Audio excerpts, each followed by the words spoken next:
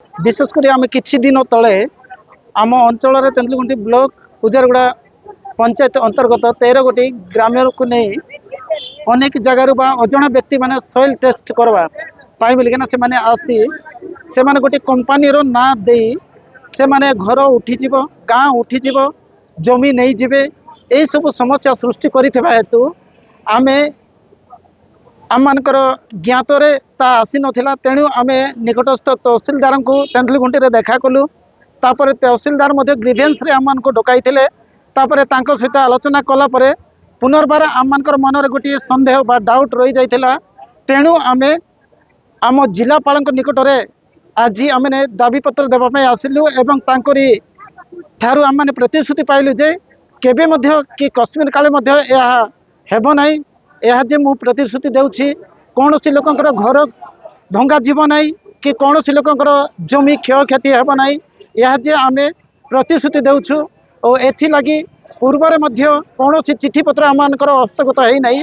जदि चिठी पत्र आसे तेबे आमे तुम्हें प्रथम रे जानिबो यह से आम प्रतिश्रुति देले एबे आमे कलेक्टर सार जो आश्वासन पाई आम निज ग्राम को जीवाई प्रस्तुत अटू मन में गोटे भूल बुझाणा हो जाता जे कौन से गोटे प्रोजेक्ट होकर जमी हरइबे लैंड एक्विजिशन हम किंतु आम से बुझेलु बर्तमान एपरी किसी कार्यक्रम ना मन एक भूल बुझाणा द्वारा से आसी आम बुझेदेलु जे जदि जहाँ भी हम से प्रथम जन प्रथम ग्राम सभा कर किसी हम किंतु वर्तमान सुधा आम पाखे कौन प्रोजेक्ट हबार किसी सूचना नहीं तेणु आम से अनुरोध कलु से भयभीत हबार कौन आवश्यकता ना एवं से प्रशासन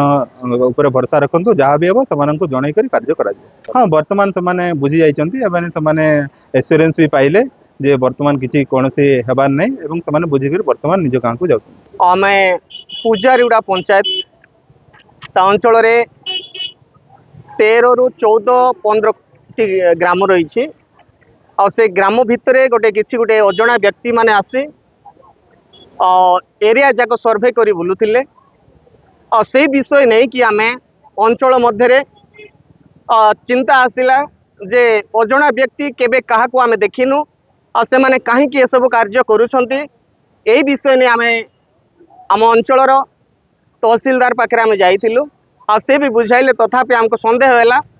आ तार क्लेरिफाई हेबा पाए आमे कलेक्टर पाखे आसीथिलु आ जेहेतु कहीं ये गोटे कंपनी गोटे हो आ जमी